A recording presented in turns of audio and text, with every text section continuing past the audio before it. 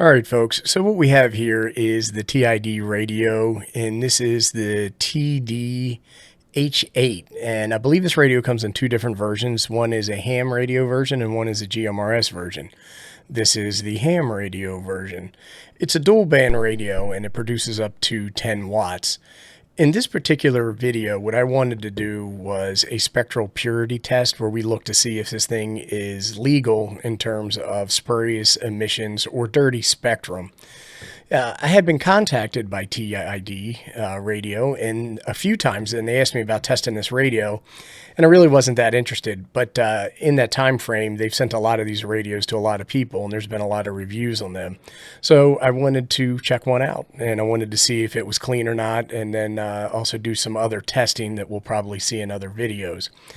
But all that said, I wanted to mention that if you're the type of person that is triggered by sponsored YouTube videos, you might want to go watch some cat videos. Okay, now that we're back, what I want to do here is we're going to connect the TIDRadio antenna output to this set of attenuators, and this is 65 dBs of attenuation. And we do that because we're going to inject the signal into our Tiny SA Ultra, which is right here. And 10 watts out, which is what this radio is capable of, is around 40 dB. So we want to suppress that down. We'll make adjustments for that in the Tiny SA, and I'll show you how that's done. Let me get this all set up and configured, and we're going to use computer software to look at the Tiny SA to make it nice and easy on you. So let me get that set up, and then we'll begin the test. Okay, we're back and we have everything set up, and you can see the software that displays the Tiny SA. And we need to configure the Tiny SA to do our harmonics test. So let's go ahead and do that now. There's a couple of things that we need to do. So the first thing I'm going to do is I'm going to activate the menu, and I'm going to highlight measure. And then I'm going to pick harmonic from my list of measurement types. I'm going to pick 146.52 megahertz.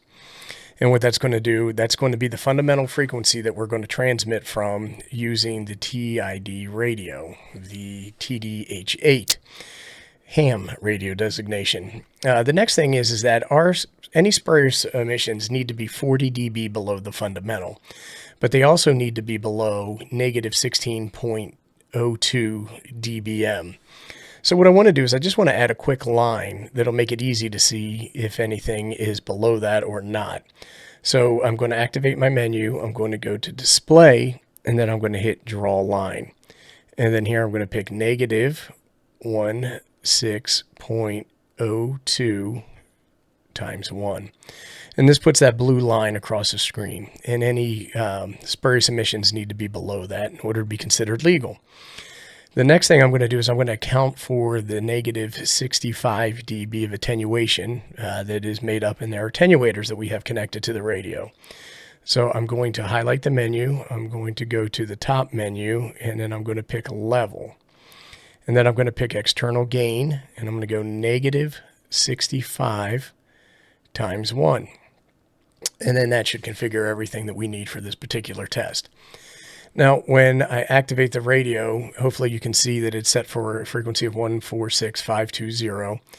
And then right above that is an L that you can see right here. And that L designates that we are on the low power setting. So what I'm going to do is I'm going to key up the radio, and we're going to give this a second to sort the Tiny SA out. When you first transmit into the Tiny SA, it needs a few minutes to optimize the measurement. And so we're doing that right now. You can also see across the top that we have a series of markers. Marker number 1 is our fundamental transmission, and that is the frequency that we're transmitting on.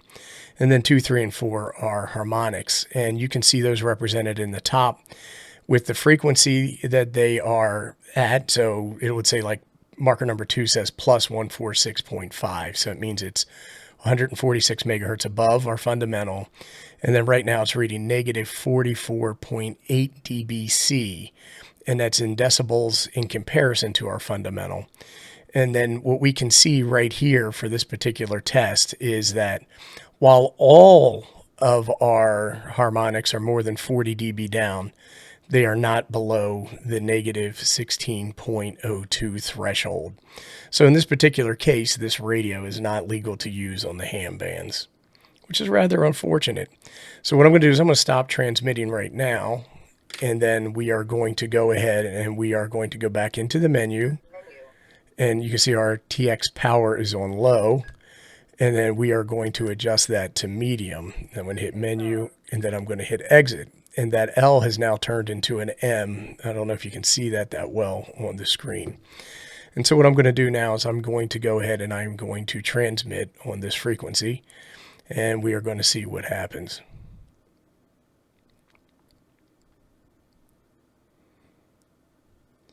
And just like last time, you can see our fundamental, and we are starting to get to where we need to be for that. It's going to probably be somewhere around 36, 37 dB is what I would expect.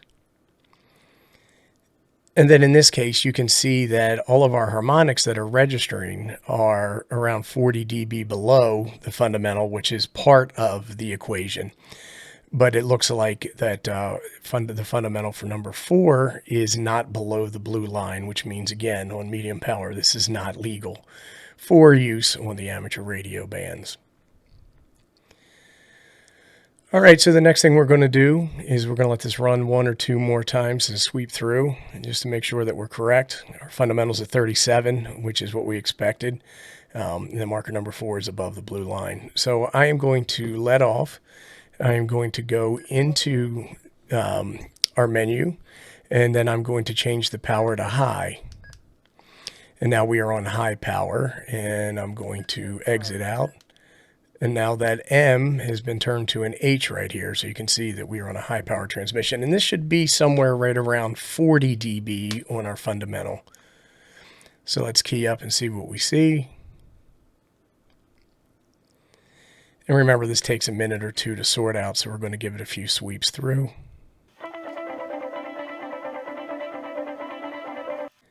Okay, and so what we can see here is that we are at 39.6 dBm, which is right around 10 watts of output power.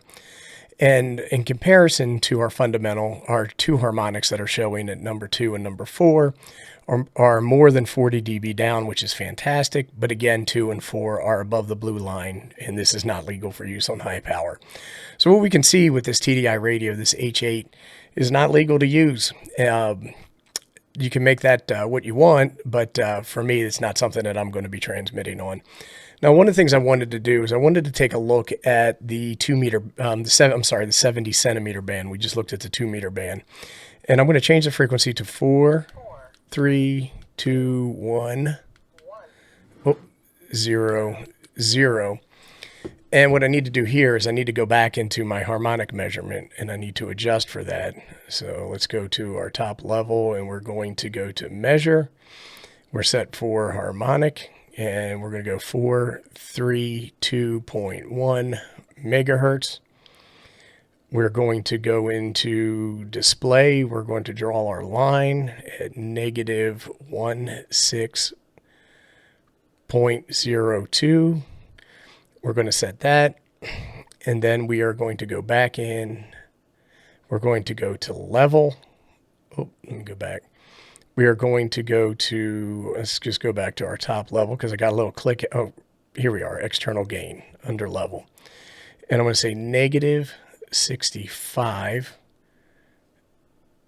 times 1. And we're just going to go ahead and we're just going to see what this looks like on the 70 centimeter band. There is no legal requirement for spurious emissions right now. So let me go ahead and key up and see what we see.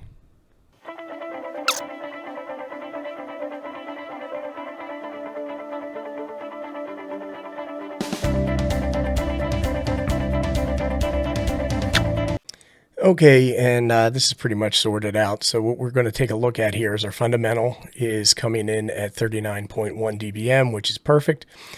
And our harmonics at point number 2, while it's 45 dB down, is above the line, and that is not good. And so if there were the rules that applied here, it would not be legal. And we also see a harmonic that pops in and out at number 6. I don't know if that's a true or if that's an artifact of mixing inside the tiny SA.